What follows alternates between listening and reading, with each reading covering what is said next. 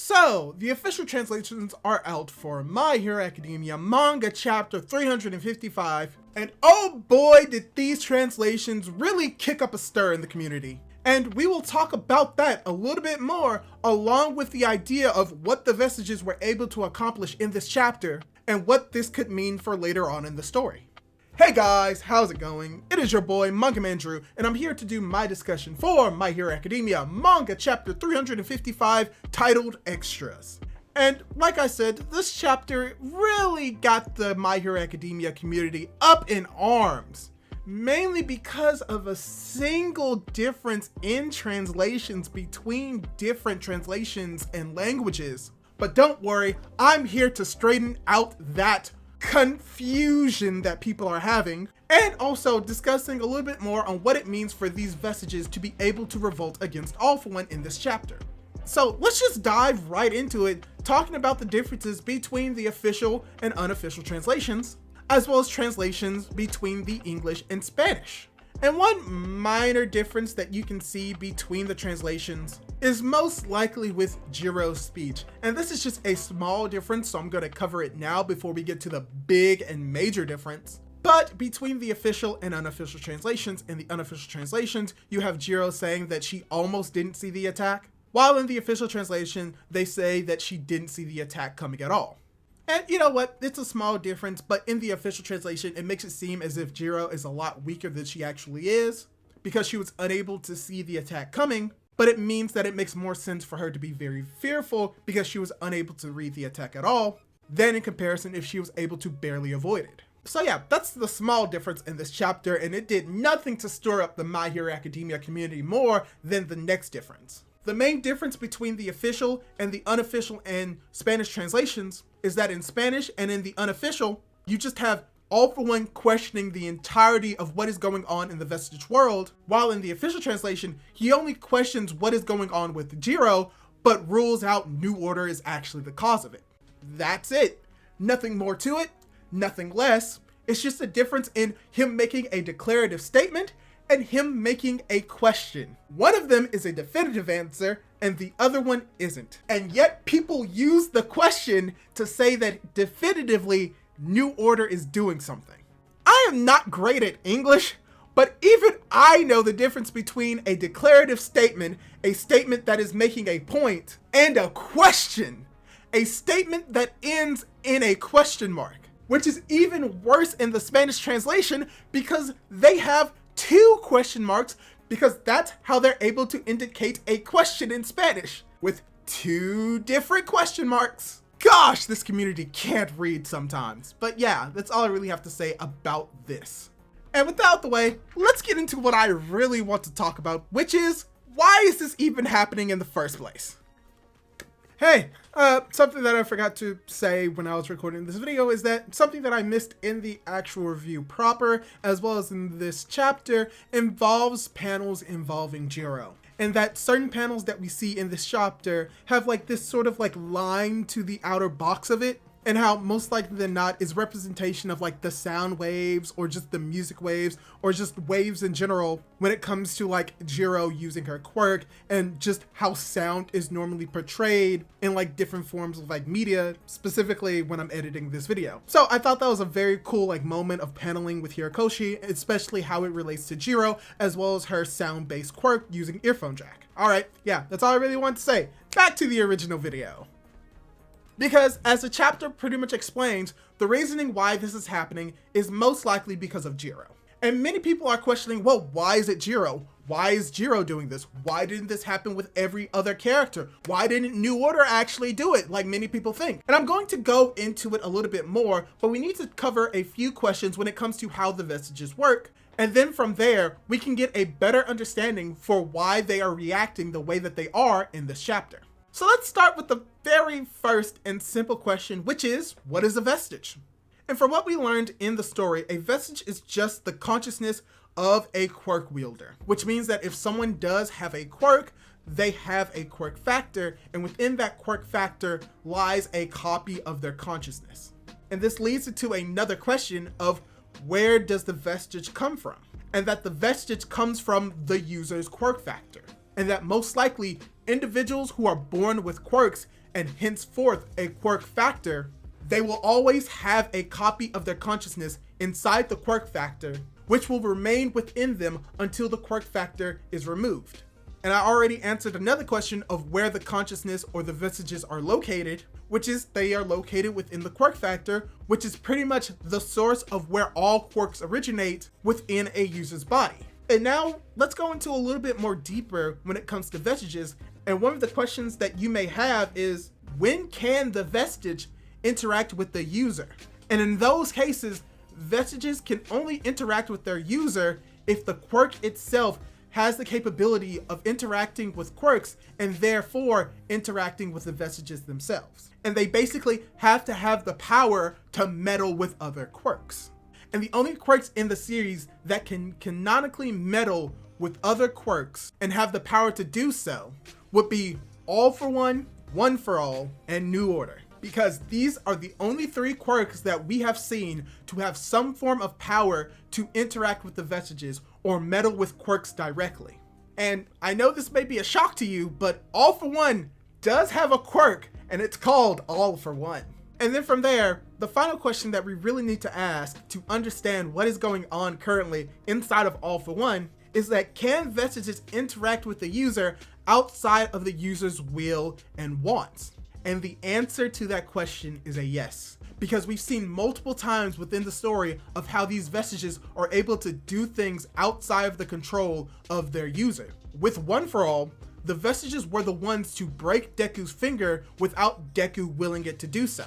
And All for One, Shigaraki was able to interact with All for One himself and almost try to destroy him when their bodies are being taken over.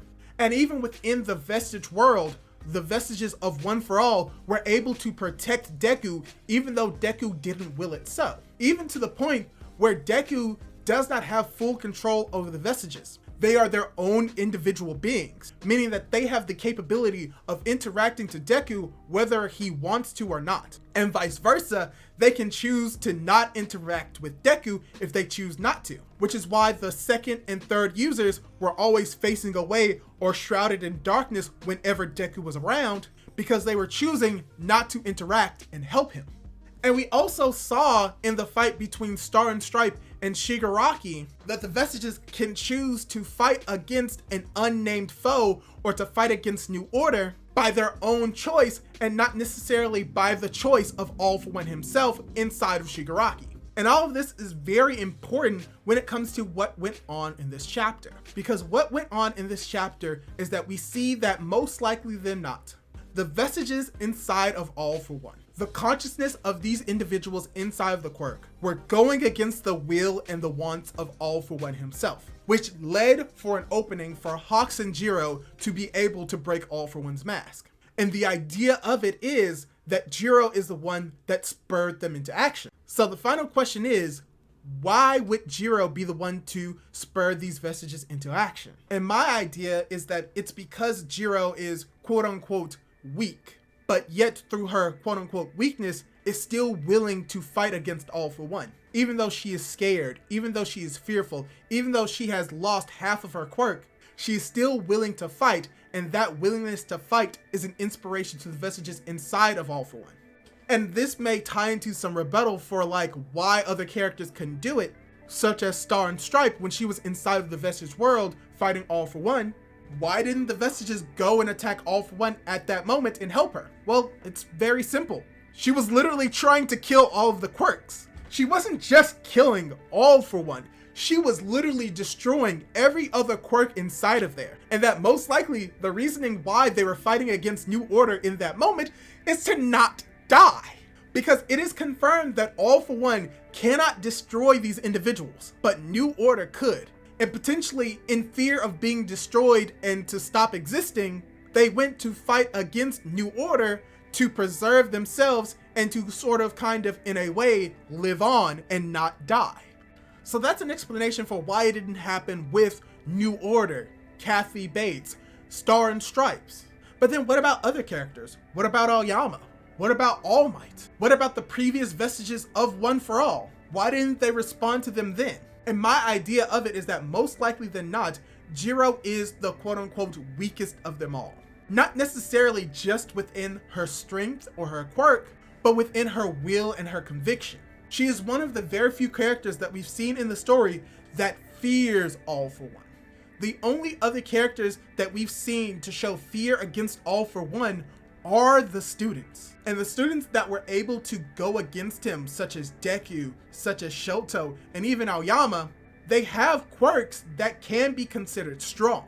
Deku has All For One and can throw massive blows. Shoto can shoot both fire and ice. Aoyama, even though he just has a laser, it is still a laser with a lot of destructive capabilities. Jiro, on the other hand, her quirk is not inherently destructive unless it's used through amplifying forces. Her quirk is just earphone jacks. And through other means, she's able to use them more effectively, but her core quirk is just having earphone jacks that she can't use without support. And even with the other vestiges of One For All, and they may have had quirks that are technically weaker than Jiro's, they also potentially had the power of One For All inside of them, which we know for a fact actually boosts their quirk.